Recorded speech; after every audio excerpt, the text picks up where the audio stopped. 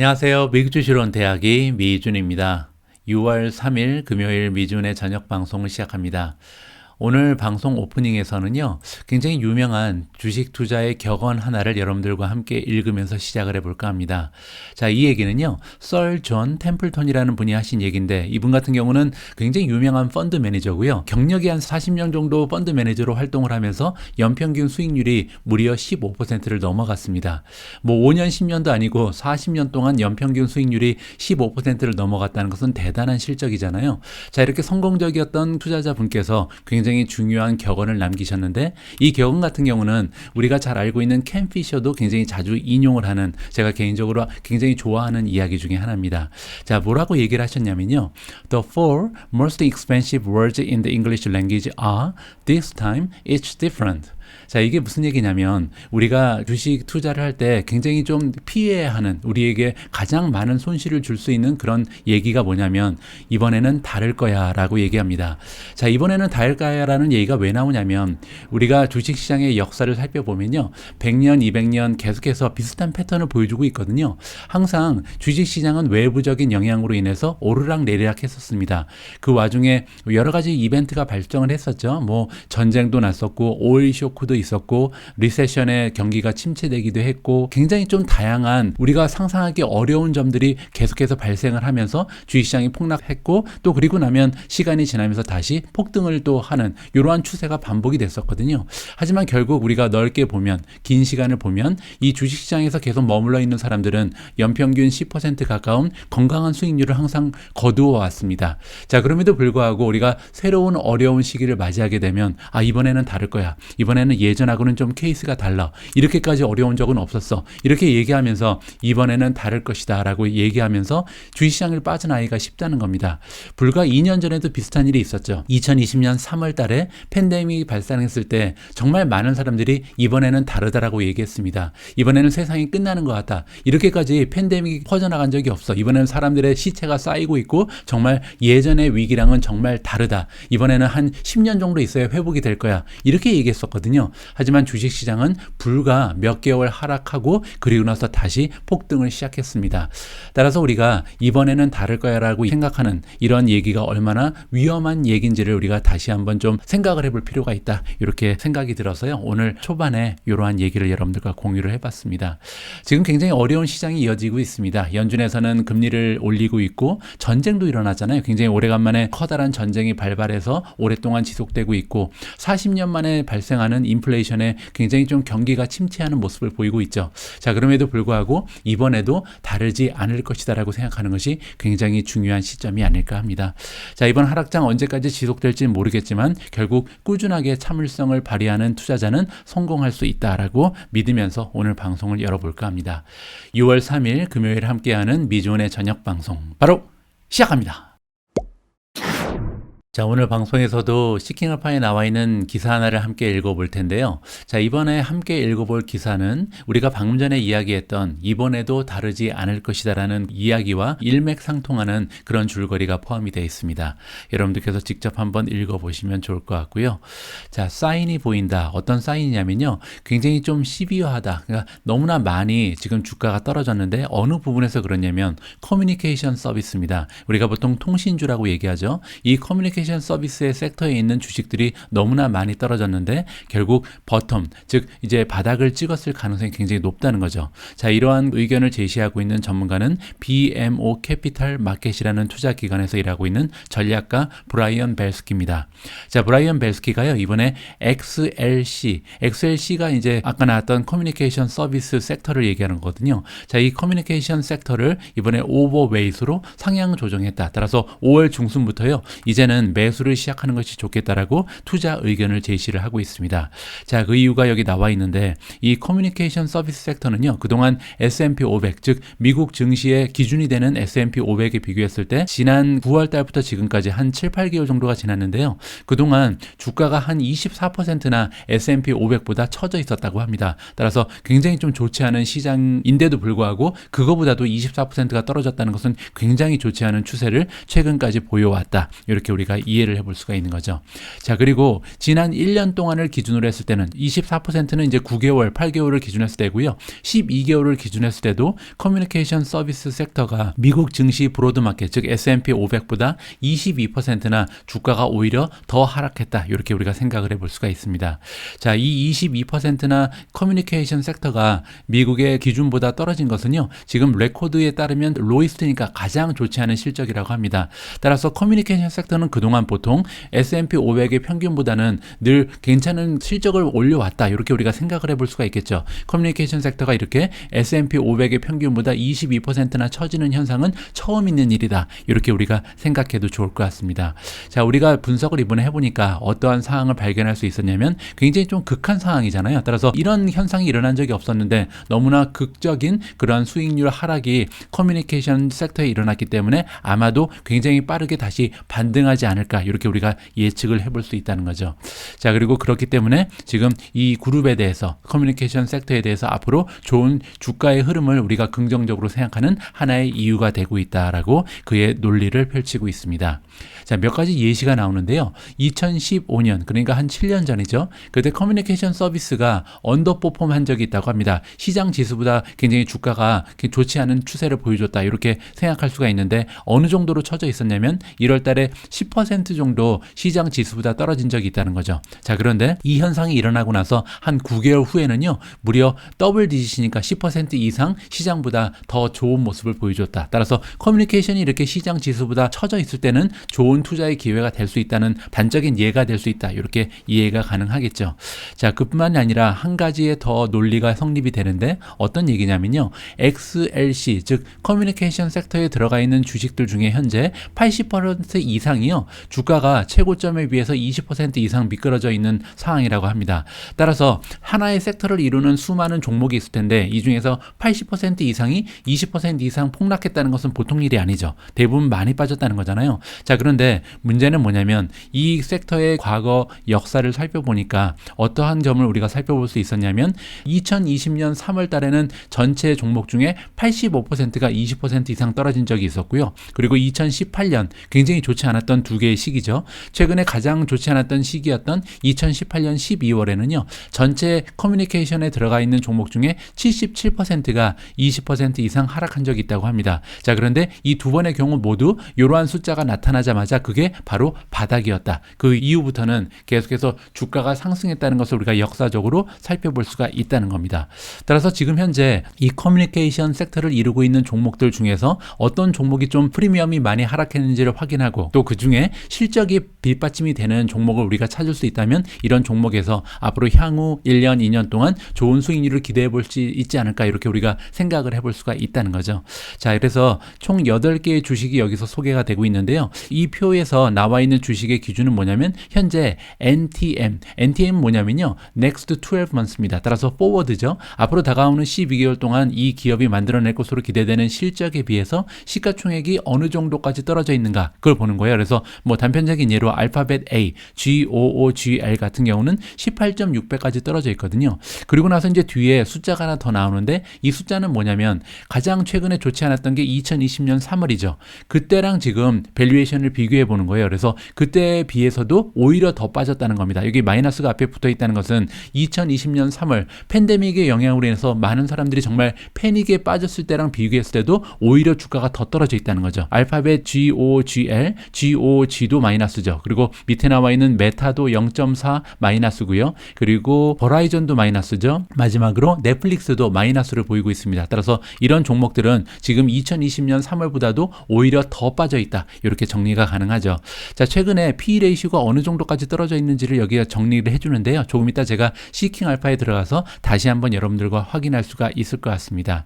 자, 그리고 커뮤니케이션 서비스는 어떻게 보면 바벨의 역할을 한다. 이게 무슨 얘기냐면 커뮤니케이션 섹터 안에 들어가 있는 모든 종목들은요, 한쪽에 치우치지 않고 일부는 가치주 그리고 일부는 성장주를 이루고 있다고 합니다. 그래서 오히려 이 커뮤니케이션 투자하는 것이 굉장히 좋다는 거죠. 왜냐하면 이들이 생각하기에 지금 현재 시장의 상황에서는 이 바벨 스트래티지 전략을 유지하는 것이 굉장히 중요하다는 거죠. 그 얘기는 다시 얘기해서 세큘러 그로스, 즉 추세적인 성장을 할 수 있는, 그래서 그렇게 순환하는 성장이 아니고요, 구조적으로 성장할 수 있는 그런 성장주에 투자 투자를 하는 것도 좋고, 그리고 동시다발적으로 지금 현재는 가치주라든지 배당주에 투자하는 것이 좋기 때문에 커뮤니케이션에 전반적으로 투자하는 것이 굉장히 좋은 전략이 될 수 있다. 이렇게 추천을 해주고 있는 것 같습니다.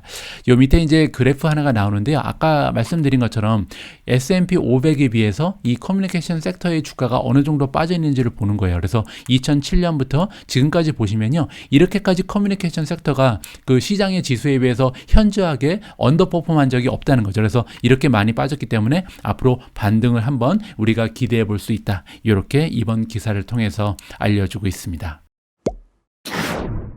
자, 우리가 앞에서 읽어봤던 기사의 내용을 정리를 해보면 지금 현재 커뮤니케이션 섹터에 들어가 있는 종목들이요, 시장 평균보다 지나치게 좀 주가의 하락이 크게 발생을 했다. 이렇게 정리가 가능하고요. 그리고 우리가 과거 역사를 살펴봤을 때 이렇게 커뮤니케이션 섹터에 들어가 있는 주식들이 폭락을 했을 때, 그리고 주식시장 평균치보다 많이 하락을 했을 때는 반드시 단기간에 좀 반등이 일어나 왔었다. 이렇게 우리가 정리를 해볼 수가 있죠. 자, 그리고 우리가 이 방송 가장 앞부분에서 살펴봤던 것처럼 이번에도 다르지 않을 것이다. 이렇게 가정을 하게 된다면 결국 지금 이 커뮤니케이션 섹터에 들어가 있는 주식 종목을 좀 추가 매수하면서 수익률을 상승시킬 수 있는 기회가 찾아온 거죠. 자, 하지만 그럼에도 불구하고 한 가지 우리가 더 살펴봐야 할 때 부분은요, 밸류에이션만 보고 주식을 매수할 수는 없는 거죠. 따라서 이 종목들이 어떠한 성장세를 유지하고 있는지, 또 수익률은 최근 들어서 어떻게 변화하고 있는지, 이런 펀더멘탈을 골고루 살펴보면서 추가 매수를 하는 것이 굉장히 중요하다고 생각을 합니다. 자, 그래서 이번에는 카메라 마이크를 시킹알파의 분석 툴로 이동을 해서요, 이제 커뮤니케이션 섹터 주식에 주목하라라는 제목을 가지고 제가 아까 등장했던 종목들을 정리해 놨거든요. 이 종목에 대한 다양한 수치적 분석을 통해서 우리가 정말 투자를 시작할 만한 종목이 보이는지 확인을 해 보도록 하겠습니다.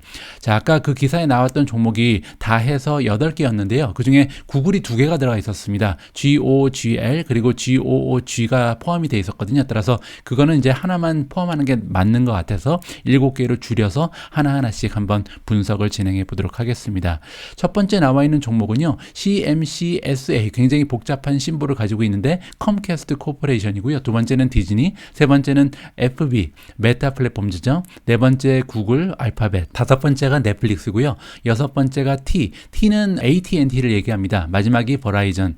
여기서 AT&T 관련해서 재미있는 좀 이야기를 들려드리고 싶은데, 여러분들 혹시 AT&T를 누가 창립했는지 알고 계신지 모르겠습니다. 예전에 전화기를 발명한 발명가가 있잖아요. 스코틀랜드에서 태어난 사람인데 벨이란 사람이 있습니다. 알렉산더 벨이란 사람이 전화기를 처음으로 발명을 했거든요. 그래서 우리가 이제 전화기가 울리면 벨이 울린다 그러죠. 그 사람 이름이 벨이었기 때문에. 어쨌든 이 알렉산더 벨이 통신 관련된 굉장히 좀 회사를 여러 개 설립을 했었습니다. 그 중에 하나가 바로 AT&T거든요. 그래서 AT&T는 굉장히 오랫동안 통신계를 주름잡던 커다란 대기업 중에 하나였습니다. 그리고 어느 정도로 규모가 컸었냐면 1980년대에는요, 시가총액 기준 했을 때 1, 2위를 다퉜었거든요. 그때 이제 IBM이라든지 아니면 엑손모빌 이런 기업들하고 시가총액 1, 2, 3위를 막 다투던, 굉장히 전 세계에서 가장 커다란 시가총액을 자랑하던 대기업이 바로 이 AT&T였다. 자, 그런데 그 당시에 이 독점이 너무나 좀 활성화됐기 때문에 미국 전역에 AT&T만 사용을 했었거든요. 그래서 어쩔 수 없이 미국 정부의 독점 규제법에 걸리면서 스핀오프가 돼버렸습니다. 스핀오프는 이제 합병의 반대죠. 그래서 기업이 해체가 되면서 지금까지 어떻게 보면 조금 초라한 그런 날들을 보내고 있다. 한때는 정말 세계의 가장 커다란 기업 중에 하나였는데 지금의 모습은 IBM도 그렇고 AT&T도 조금은 초라해졌다. 이렇게 우리가 정리를 해볼 수가 있겠죠.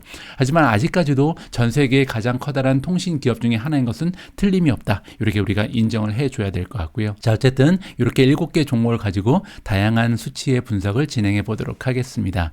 첫 번째는 레이팅을 좀 살펴보겠습니다. 레이팅에는 3가지가 있는데요. 첫 번째 SA 오소주 스코어를 좀 보죠. SA 오소주 스코어는 시킹알파에 연계되어 있는 준 전문가들, 주식 전문 블로거들이 주는 점수고요. 구글이 가장 좋은 점수를 가져갑니다. 4.24. 그 뒤를 이어서 메타 플랫폼즈가 4.10, AT&T 4.07, 버라이전 3.90, 컴캐스트가 3.85고요. 디즈니가 3.77, 그리고 넷플릭스 넷플릭스가 가장 인기가 없는 종목이 될 것 같습니다. 자, 그리고 두 번째로 월가의 전문가들이 주는 평가를 보니까요. 구글이 가장 좋습니다. 4.70이라는 굉장히 높은 점수를 가져가고요. 두 번째가 디즈니 4.30, 세 번째 메타 플랫폼즈 4.29, 네 번째 컴캐스트 4.02, AT&T 3.50, 그 뒤를 이어서 넷플릭스 3.43, 버라이전이 3.37로 가장 월가의 전문가들의 입장에서는 덜 선호한다, 이렇게 볼 수가 있겠죠. 자, 다음은 퀀투스코어입니다. 퀀투스코어라는 것은 여기 옆에 나와 있는 5가지의 평가 항목을 가지고 종합적인 평점을 내보는 거거든요. 그래서 퀀투스코어에서는 지금 5점 만점의 기준인데 컴캐스트가 가장 좋습니다. 4.63이라는 굉장히 높은 점수를 받고 있는데요. 보시는 것처럼 전반적으로 처지는 부분이 없죠. 빨간색이 하나도 보이지 않기 때문에 굉장히 높은 평점을 가져간다라고 보시면 되죠. 자, 밸류에이션도 중간 정도는 가고 성장세도 중간 정도 갑니다. 그리고 수익률은 굉장히 좋은 기업이고 모멘텀도 나쁘지 않고요. 또 전문가들의 예상치, 어닝의 실적 예상치도 계속해서 우상향하고 있는 중이기 때문에 지금 여러 가지 퀀트 스코어에 들어가는 밸류에이션이 굉장히 좋다, 수치가 굉장히 좋다, 이렇게 우리가 정리를 해볼 수가 있겠죠. 두 번째로 좋은 퀀트 스코어를 받는 기업은 구글입니다. 4.27을 받고 있고요. 구글 같은 경우는 네 가지는 굉장히 좋습니다. 다양한 분야에서 좋은 점수를 받고 있는데 안타깝게도 아직까지는 밸류에이션이 그렇게까지 싸지 않다고 얘기하거든요. 근데 이 부분은 우리가 이 D라는 점수를 받는 기준이 뭔지가 중요하잖아요. 구글이라는 기업의 예전에 그 역사적인 밸류에이션과 비교를 해보면 굉장히 낮은 수준입니다. 하지만 그럼에도 불구하고 D를 받는 이유는 뭐냐면 다른 커뮤니케이션 섹터에 들어가 있는 경쟁 기업과 비교를 하면 아직까지도 비싸다, 이렇게 보는 거거든요. 이 부분은 여러분들께서 좀 참고를 해 주셨으면 합니다. 자, 디즈니도 마찬가지죠. 다른 부분은 A가 2개나 있고 C로 이루어졌기 때문에 좋은 점수를 받고 있는데 밸류에이션이 상대적으로 다른 기업에 비해서는 비싼 편이다, 이렇게 볼 수가 있는 것 같고요. 자, T를 보시면 AT&T 3.42를 받고 있고요. AT&T는 약간 경우가 다르죠.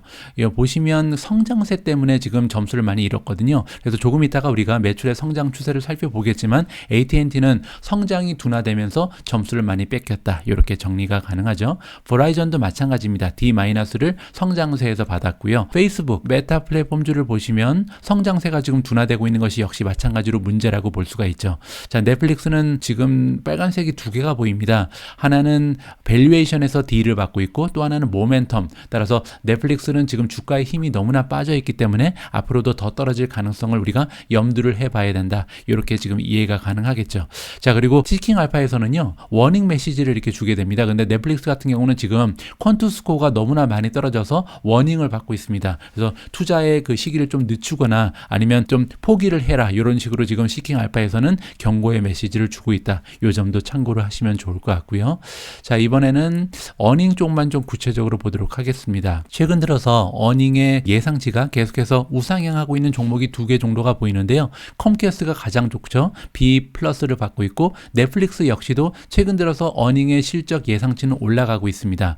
자, 구글이 C 플러스로 세 번째로 좋고요. 나머지 종목들은 C0 아니면 C-를 받고 있다, 이렇게 정리가 가능하겠죠.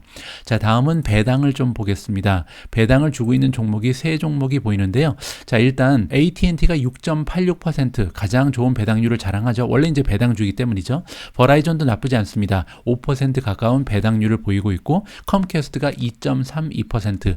디즈니는 예전에 한때 이제 배당을 지급했었는데 한동안 이제 배당을 끊었고 아직까지 이렇다 할 소식이 전해지지 않고 있습니다. 뭐 가까운 시일 내에 다시 배당을 지급할 가능성은 얼마든지 열려 있다, 이렇게 기대를 해볼 수가 있겠죠.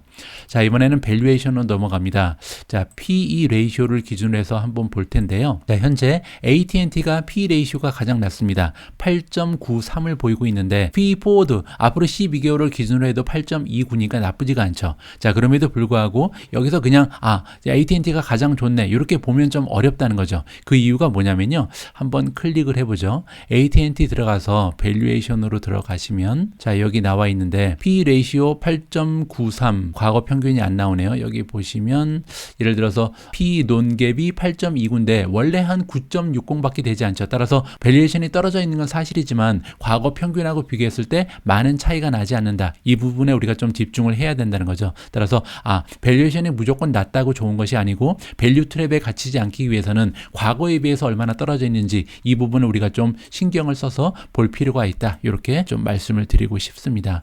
자, 그리고 그 다음 종목으로 가면요. 버라이전 버라이전이 지금 10배의 형성이 되어 있는데요. 앞으로 12개월 동안 만들어낼 것으로 기대되는 순이익에 비해서도 9.5배 나쁘지는 않습니다. 세 번째로 밸류에이션이 떨어져 있는 종목은 컴캐스트 14배, 그리고 향후 포워드를 보시면 12배고요.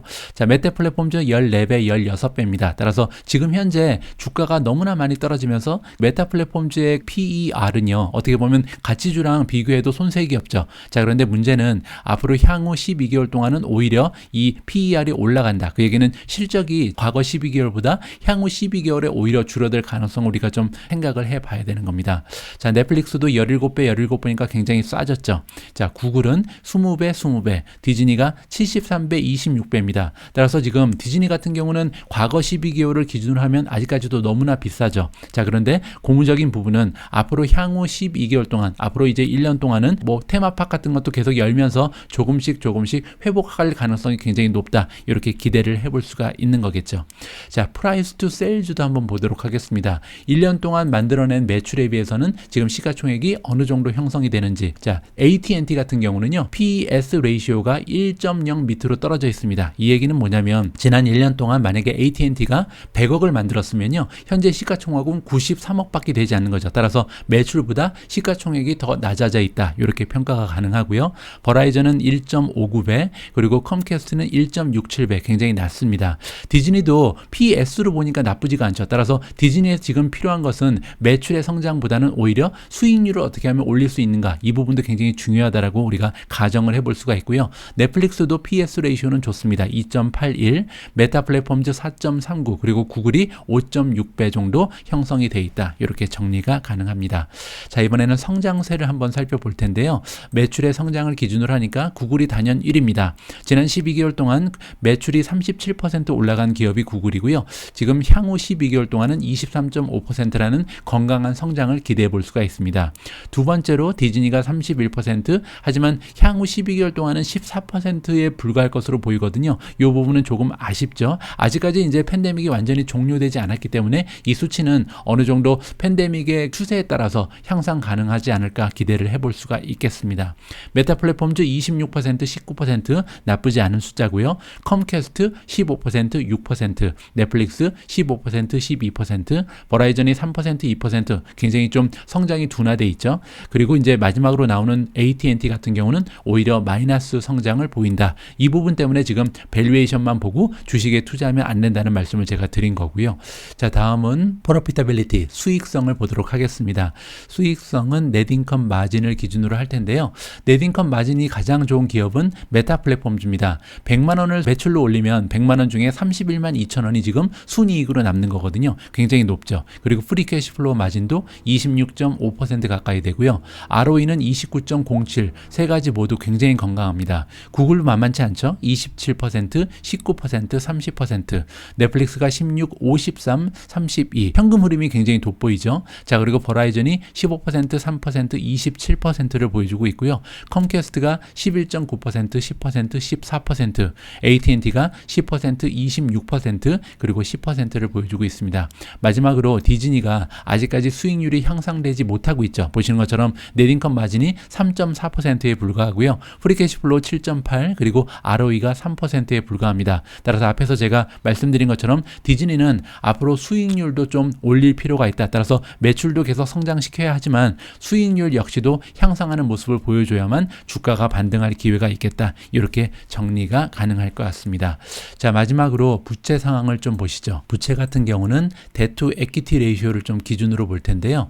현재 부채가 가장 많은 것은 버라이전입니다. 214%가 나오잖아요. 내가 가지고 있는 돈이 에퀴티죠. 그래서 내가 가지고 있는 돈이 100만 원이면 지금 버라이전은 빌린 돈, 부채가 214만 원이다. 이렇게 정리가 가능하고 AT&T도 127%가 부채가 조금 더 많죠. 컴캐스트도 103%로 부채가 자기 자본보다 조금 더 많습니다. 자, 그리고 이제 넷플릭스부터는 자기 자본이 더 많은 거죠. 그리고 이제 가장 밑에 있는 페이스북은 11.9%, 구글도 11.2%잖아요. 이 얘기는 부채가 거의 없다. 따라서 페이스북이라든지 아니면 구글 같은 경우는 내 돈 가지고 비즈니스를 하고 있는 그런 대표적인 기업으로 우리가 이해를 해볼 수가 있을 것 같습니다.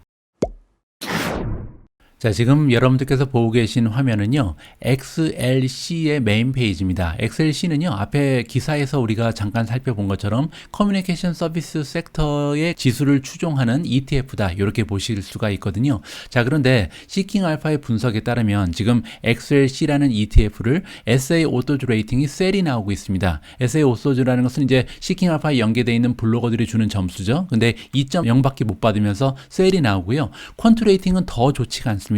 5점 만점에 1.83을 획득하면서 지금 굉장히 좀 좋지 않은 추세를 보이고 있거든요. 따라서 제가 봤을 때는 오히려 커뮤니케이션 섹터에 투자를 원하시는 분들께서는 이 XLC, 즉 ETF의 전체적인 섹터에 투자를 하는 것보다는 이 안에 들어가 있는 종목들 중에서 구글이라든지 메타 플랫폼즈라든지 좀 지나치게 주가가 많이 하락했는데 실적이 상승할 가능성이 높은 이러한 주식 위주로 투자하는 것이 어떨까 하는 개인적인 의견을 아울러서 여러분들께 보내드리는 바입니다. 6월 3일 금요일 저녁에 보내드린 미국 주식으로 은퇴하기는 여기까지입니다. 다가오는 주말 여러분들 즐겁고 행복한 시간 만드시길 바랍니다. 미주은 방송은요, 이번 주말에도 계속됩니다. 토요일 날은 미주은이 대신 만나러 갑니다 영상을 미리 준비를 해놨고요. 그리고 일요일 날은 여러분들께서 궁금해하시는 미주은 포트폴리오 업데이트 현황을 여러분들과 공유하도록 하겠습니다. 저는 다음 주에 조금 더 따끈따끈한 소식 많이 안고 다시 여러분들께 인사드릴 수 있도록 하겠습니다. 우리 모두가 미국 주식 투자로 은퇴하는 그날까지 다 함께 화이팅입니다. 행복한 하루 되세요. 감사합니다.